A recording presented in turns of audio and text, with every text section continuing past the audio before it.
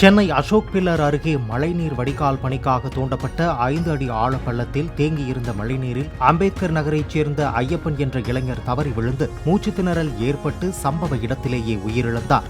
அந்த பள்ளத்தில் 3 அடி உயரத்திற்கு மழைநீரும் கழிவுநீரும் தேங்கி துர்நாற்றம் வீசிய நிலையில் மதுபோதையில் அந்த இளைஞர் விழுந்ததால் வெளியே வர முடியாமல் உயிரிழந்ததாக போலீசார் தெரிவித்தனர். உரிய பாதுகாப்பின்றி மழைநீர் வடிகால் பணிகளை நீண்ட காலமாக கிடப்பில் போட்டதே இளைஞரின் உயிரிழப்பிற்கு காரணம் என பொதுமக்கள் குற்றம் சாட்டுகின்றனர்.